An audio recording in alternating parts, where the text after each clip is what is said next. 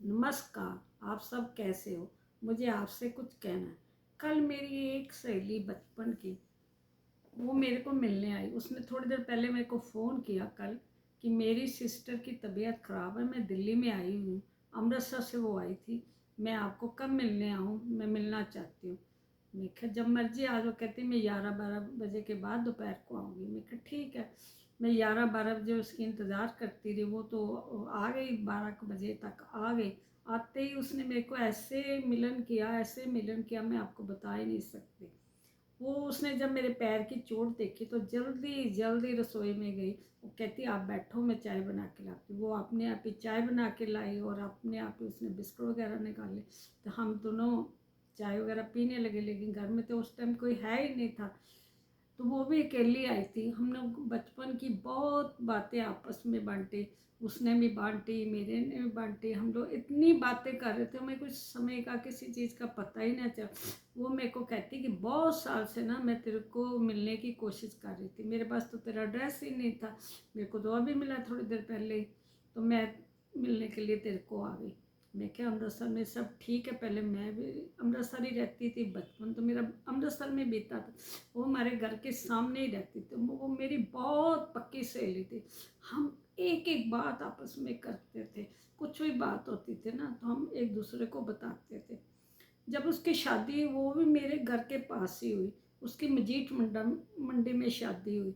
वो कभी कभी ना मेरे घर के पास आती थी कुछ सामान, क्योंकि मार्केट मेरे घर के पास थी। वो मार्केट, और हम लोग कभी कभी मिल लेते थे। लेकिन बहुत देर हो गई, वो कभी मिली ही नहीं, मिली नहीं। कुछ पता नहीं क्या हुआ ऐसा, वो भी नहीं मिली, मैं भी नहीं मिली। और कल वो आई तो वो मेरे को बहुत अच्छा लगा। तो मैं क्या अमृतसर सब ठीक ठाक है? वो कहती सब ठीक ठाक है, लेकिन जो मेरे प्रेरणा देने वाले थे ना उनकी डेथ हो गई। मैं क्या कौन? मेरे को तो पता ही नहीं, आज तक तूने बताया। कहती तुम मिली नहीं, मैं तेरे को कैसे बताती। कल उसने मेरे को एक राज बताया। मेरे को हैरानी इतनी हुई कि आज के ज़माने में तो खून के रिश्ते भी घर तोड़ते हैं। वो तो बेगाना आदमी, उसका घर बसा गया। वो बहुत, मतलब उनको सोच के ना, कहती उनकी डेथ हो गई है। तो उसकी आंखों में आंसू आ गए। मैं कि क्या हुआ था? कहती तेरे को पता है, जब मेरी शादी हुई थी ना, तो पहले करवा चौथ को मैं सुबह से भूखी थी।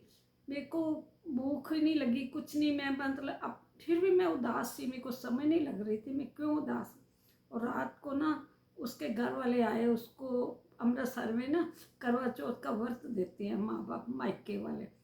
वो बहुत सामान दे के गए। कहती तेरे को पता ही है मेरे घर वाले सब बहुत अच्छे हैं, और पैसे की तरफ से भी ठीक है। मेरी कोई और बहन भी नहीं। वो बहुत कुछ दे के गए। जैसे ही वो चले गए ना, तो उन लोगों ने, उनको कोई ना कोई बहाना चाहिए था। मेरे को पता था उसके हस्बैंड की नेचर अच्छी नहीं, वो उस पर ऊपर बहुत जुल्म कर रहे। कहती उनको कोई बहाना नहीं मिला। तो उन्होंने ये बोला कि जो सास की साड़ी तेरे मायके वाले दे के गए हैं ना, ये बहुत हल्के रंग की। इसी बात पे इतनी उसकी पिटाई हुई, इतनी पिटाई हुई। कहती मैं इतनी पिटाई सहन ही नहीं कर सकी। मेरे शरीर में कहीं कहीं इतने खून आने लगे। मैं चुप, क्योंकि उस घर में मैं बोल ही नहीं सकती। धीरे धीरे उन्होंने धक्का दे के ना मेरे को सीढ़ियों से उतार दिया था। और नीचे हमारे घर के आगे एक सेवाराम फलों वाला बैठता था। वो बहुत सालों से बैठ रहा था, उसकी शादी से भी बहुत पहले।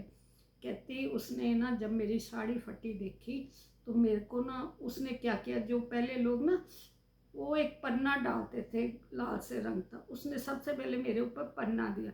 और कहता बेटे आप अपनी ना साड़ी को संभालो, ठीक ठाक करो। उसने उतनी देर मेरी तरफ देखा ही, फिर कहता बेटे क्या हुआ? मैंने कुछ बोला ही नहीं। वो जल्दी जल्दी पानी लेके आया, पानी पिया। मैंने जब पानी पिया तो उसने बोला आप बेटे सीढ़ी पे बैठ जाओ। उसी सीढ़ी पे मैं बैठ गई। जब बैठ गई तो कहता बेटे आप थोड़ा सिर्फ 2 मिनट शांति से बैठो और फिर सोचो, फिर जो फैसला करना होगा तो करना।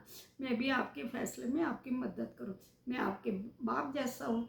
मैं क्या हाँ, उन्होंने मेरी बहुत बार मदद भी की थी।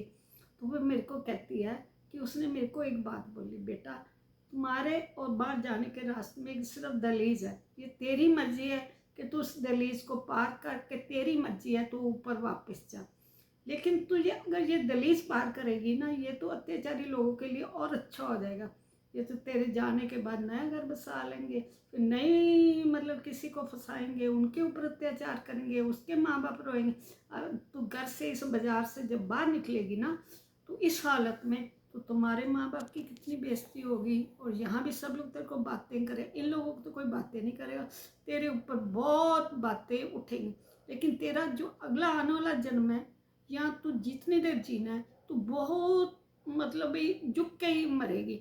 तो इससे अच्छा है कि मैं तेरे को एक बाप होने के नाते, मैं भी बेटी का बाप हूँ, तेरे माँ बाप ने कैसे शादी की होगी, उन्होंने कितनी उम्मीदें लाई होगी, उनका सारा सपना टूट जाएगा।